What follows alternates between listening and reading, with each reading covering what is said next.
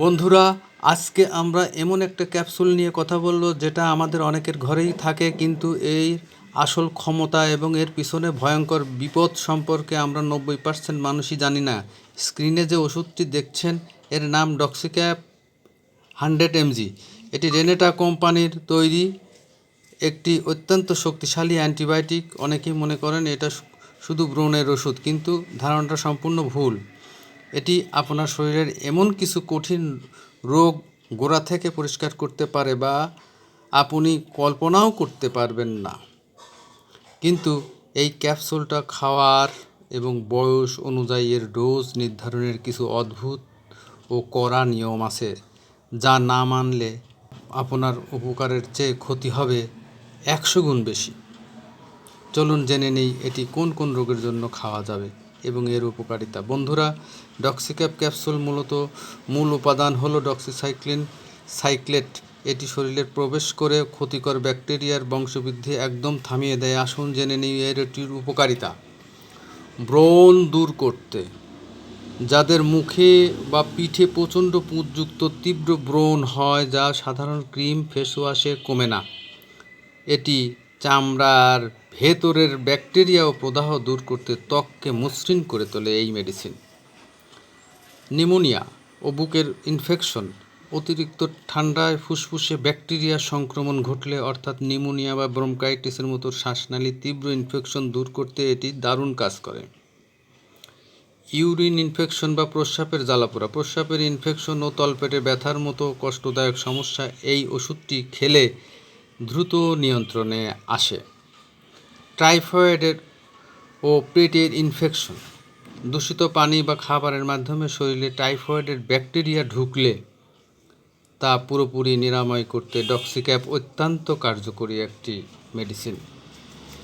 চর্মরোগ ও অন্য ইনফেকশন, শরীরে ব্যাকটেরিয়াজনিত চর্মরোগ, চোখ কানের ইনফেকশন, মাড়ি ফুলে যাওয়া, পুঁজ পড়া এবং বিশেষ করে যৌনবাহিত রোগ নিরাময়ে ডাক্তাররা এই ডক্সিক্যাপ প্রেসক্রাইব করেন।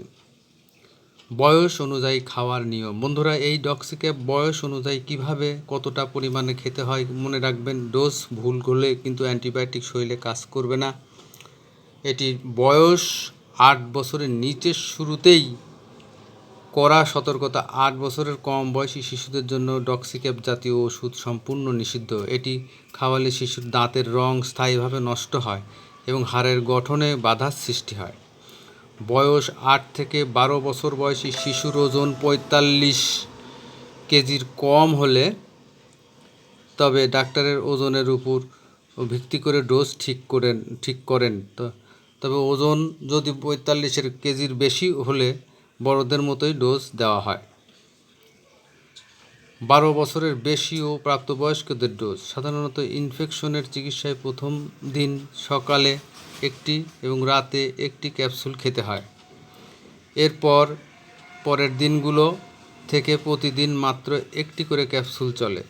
তীব্র ইনফেকশন বা ব্রণের ক্ষেত্রে রোগের তীব্রতার বেশি হলে ডাক্তারের পুরো কোর্স জুড়ে প্রতিদিন সকালে একটি ও রাতে একটি করে, অর্থাৎ দিনে মোট 200 মিলিগ্রাম ওষুধ খেতে দিতে পারেন। খাওয়ার 4টি অতি জরুরি নিয়মও অমান্য করলে বড় ক্ষতি। এই ক্যাপসুলটি সবসময় 1 গ্লাস পূর্ণ পানি দিয়ে গিলতে হবে। শুয়ে পড়া নিষেধ। ওষুধটি খাওয়ার পর অন্তত 30 মিনিট ভুলেও বিছানায় শুবেন না। সোজা হয়ে বসে থাকুন বা হাঁটুন।